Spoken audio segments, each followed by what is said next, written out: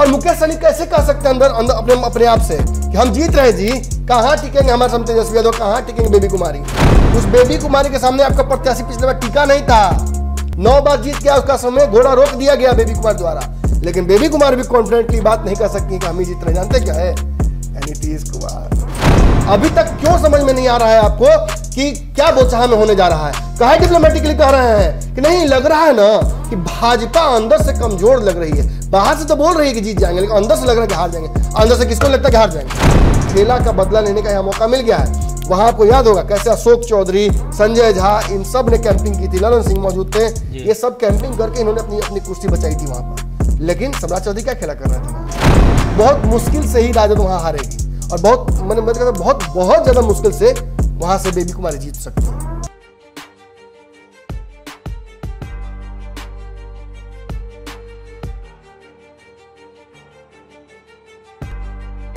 नमस्कार, पंचनामा देख रहे हैं आप, जहां हम करते हैं खबरों की चीरफाड़। एक बार फिर से हाजिर हैं नई खबर लेकर, जिसकी चीरफाड़ की जाएगी। आज चीरफाड़ बोचहा की होगी। बोचहा में उपचुनाव संपन्न हो चुके हैं, वोटिंग खत्म हो चुकी है। उसके बाद बक्सा पेटी जो है सबको उठाकर ले जाया जा रहा है।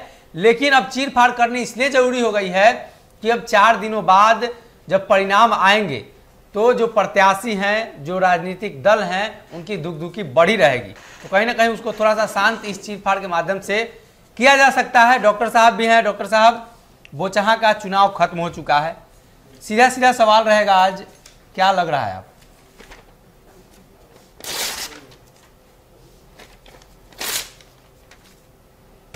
तीन टुकड़ा हो गया। 3 टुकड़ा। जिस वोट बैंक के नाम पर जीत हार का फैसला किया जा रहा था वो तो 3 टुकड़ा हो गया। अब भूमिहारों के भरोसे अगर लगता है राजद जीत जाएगी तो राजद नहीं जीतेगी। अगर भूमिहारों के भरोसे, सवर्णों के भरोसे अगर लगता है भाजपा जीत जाएगी, भाजपा नहीं जीतेगी। और अगर लगता है मुकेश सहनी को कि भूमिहार ब्राह्मण अगर राजद से छूट के, भाजपा से छूट के उनके पास आ जाएंगे तो वो भी नहीं जीतेंगे। तो फिर जीतेगा कौन? जीतेगा बिहार का बहुत बड़का जो घाघ पत्रकार लोग है वो। अभी तक विश्लेषण नहीं आया है किसी का, सब तटस्थ हैं, इंतजार कर रहे हैं कि पहले डॉक्टरवा चीर देवे, उसके बाद हम करेंगे।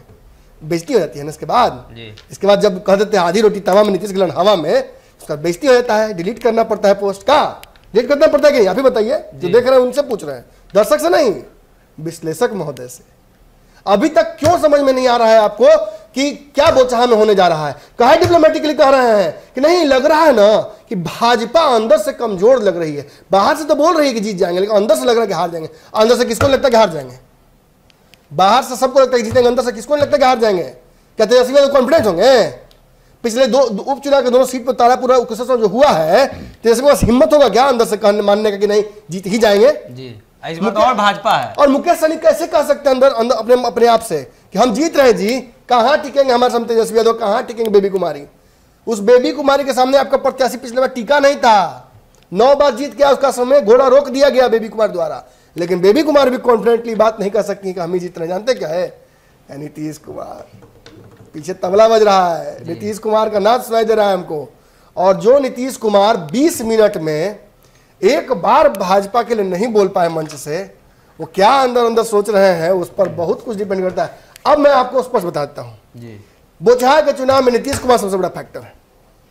ना भूमिहार, ना ब्राह्मण, ना राजपूत, ना क्षत्रिय, ना सवर, ना विपक्ष, ना निचली जाति के लोग, कोई नहीं, केवल नीतीश कुमार फैक्टर है। अब नीतीश कुमार ही प्रतिष्ठा बचा सकते हैं भाजपा की। भाजपा तो 3 टांग पर चली गई है, तो तय दिख रहा है। बेबी कुमारी जिस प्रचंड झुंड को लेकर घूम रही थी, उस सब का एनर्जी खत्म हो चुका है। अंतिम समय में वोट का ट्रेंड बता रहा था कि जिन जगहों पर भाजपा के लोग जमकर, मतलब क्या कहा जाए, पैसा, अब खुल के बोलना पड़ेगा, खूब पैसा बहा है, उन बूथ पर तो लोग थे ही नहीं। आपने एक बहुत बड़ा, मुझे लगता है शायद रहस्योद्घाटन कर दिया इस चुनाव का। मुझे लगता है इससे बड़ा रहस्योद्घाटन नहीं होगा। 5% पिछले 2 बार से चुनाव का वोट प्रतिशत घटा है इस बार जी। क्या कहता है? यही जो 3 गो हम किए हैं, यही हुआ है। 3 भाग में डिफरेंशिएट हो गया है। देखिए, समझिएगा, राजपूत किस तरफ है आपको अच्छे से पता है, ब्राह्मण किस तरफ है आपको अच्छे से पता है। इस बात में कोई संशय नहीं है कि मुकेश सहनी 10,000 के आसपास वोट ला रहे हैं। मैंने वो 7,000 लावे 10,000 लावे इसी बीच में ला रहे हैं, लेकिन जीत नहीं रहे हैं, इसमें कोई संशय ही नहीं रहा है। और ये खुल के हम ही बोल पाते हैं और किसी से बुलाता नहीं है। बात जहां तक भाजपा की है, तो भाजपा जिस वोट बैंक पर अपना आधार बनाकर वहां चल रही थी, उसमें तो राजद ने सेंधमारी कर दी है जी। वहां अगर उतारने के नाम पर देखा जाए तो देखिए, भाजपा का लिस्ट तो आपने दिखाया मुझे, इतना लंबा लिस्ट कोई गए भी नहीं किया था जी, बहुत बड़े बड़े नेता नहीं गए थे वहां पे। देखिए कौन बहुत पिटाने जाए, नाराज गुट इतने सारे हैं कि इस मेढक तौलने से भी खतरनाक हो गया है जी। ये अलग ही कुछ तौला रहा है और ये नहीं संभव है, ये किसी भी पॉलिटिकल पार्टी के संभव नहीं है। एक बात जो मैं बार बार कहता आ रहा था, मैंने सुना और लोग भी ये बात अब कहने लगे हैं कि बोचहा का चुनाव सरकार बनाने के लिए चुनाव नहीं है, न सरकार बचाने के लिए चुनाव है। ये भाजपा की नाक की लड़ाई है जी। ये मुकेश सहनी के लिए एक ऐसा अवसर है जिसमें वो भाजपा को मैसेज दे सकते हैं कि हमारे बिना तुम कुछ नहीं हो जी। तो मुकेश सहनी तो यहाँ जीत रहे हैं। कैसे जीत रहे हैं कि मुकेश सहनी का जो वोट बैंक है वो तो भाजपा की तरफ नहीं जाएगा जी। और मुकेश सहनी के वोट बैंक जब भाजपा की तरफ नहीं जाएगा और मुकेश सहनी भाजपा के वोटरों में सेंटिमेंटली कुछ ना कुछ तो सेंधमारी करेंगे ही कि देखिए हमारे साथ क्या हुआ, ऐसी स्थिति में मुकेश सहनी जो वोट लेकर आएंगे वो भाजपा को नुकसान पहुंचाएगा जी। अब बात करते हैं तेजस्वी यादव की। देखिए तेजस्वी यादव के प्रत्याशी के साथ सहानुभूति वोट तो थी, दिखा भी जी। जिन बूथ पर जिन होम सेंटर जो कहता है कि होम जहाँ पे खुद वोट देने वो गए वहाँ पे बहुत वोट दिया रहा था जी। और उसके आसपास के जगहों पर भी हमने देखा कि मुस्लिम महिलाएं भी निकलकर खूब वोट की हैं, दलित महिलाओं ने वोट किया है। देखिए जो नाव से आ रहे थे वो पता है वो किसको वोट करने जा रहे थे जी। लेकिन ये जो अल्पसंख्यकों का बड़ा वोट बैंक हमें दिखा, हमने देखा कि सवर्णों का एक बड़ा हिस्सा बैठ गया। आपने नोटिस किया इसको जी। ये जो 5% वोट बैंक घटा है, ये वो लोग नहीं थे कि बाढ़ के चलते नहीं पहुंच पाए, बाढ़ वाले तो पहुंच रहे थे तैर के नाव में, ये वो नहीं थे जिनको वहां प्रतिनिधित्व नहीं दिखा। क्योंकि देखिए पासवान समाज से आते हैं, पासवान समाज का एक बड़ा वहाँ व्यापक वर्ग है। चूंकि चिराग पासवान ने किसी को नहीं उतारा तो इसलिए वो वोट बैंक भी बिखरेगा नहीं। चिराग पासवान ने तो भाजपा को सपोर्ट करने के लिए उतारा था, लेकिन अंदर दो तो खेला हो गया ना जी। चिराग पासवान ने भी अंदर अंदर ही खेला कर दिया, तेजस्वी यादव ने भी खेला कर दिया, मुकेश सहनी भी खेला कर दिया। अब दिक्कत यहाँ ये है कि राजद के प्रत्याशी को क्या भूमिहारों ने वोट किया, ये बड़ा सवाल है, बहुत बड़ा सवाल है। और जीत हार का फैसला इस राजद का इसी में छुपा हुआ है। तो देखिए भाई सीधी बात है, मैंने आपको पहले भी कहा था कि 30% से ज़्यादा अगर वोट इस समाज का, भूमिहार समाज का, अगर राजद लेकर आ पाती है जी, तो राजद वहाँ से सरकार बना लेगी, मैं सरकार बना लेगी, मतलब जीत जाएगी वो कुर्सी।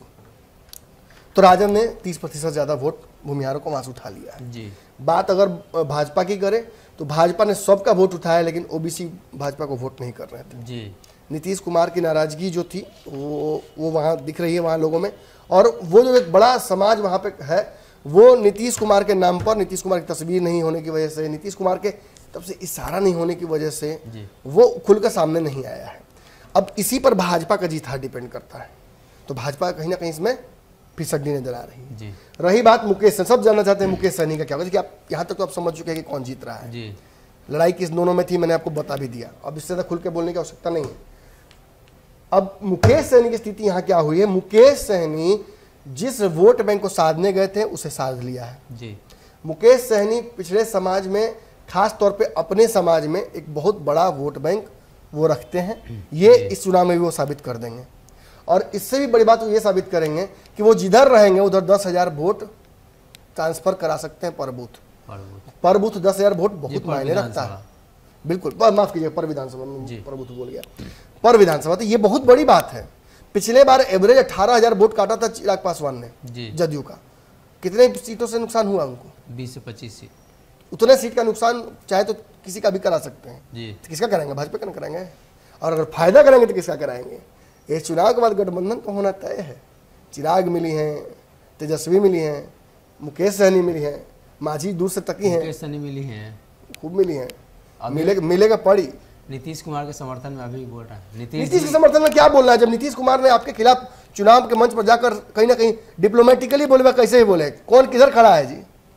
जब राम ने हमला किया फाइनली तो विभीषण किधर खड़े थे? अपने भाई की तरफ, राम की तरफ। फैसला करना होगा ना। आज मैं यही बात कर रहा हूँ कि बिहार के राजनीतिज्ञों को भी देखिए, भूमिहार भी तटस्थ हो गए। मैं बस बता दूं, अगर एक मुश्त होकर एक तरफ जाते तो बिल्कुल जीत हार का फैसला हो गया होता। जी। लेकिन भूमिहारों ने भी भूमिहारी यहाँ दिखा दी।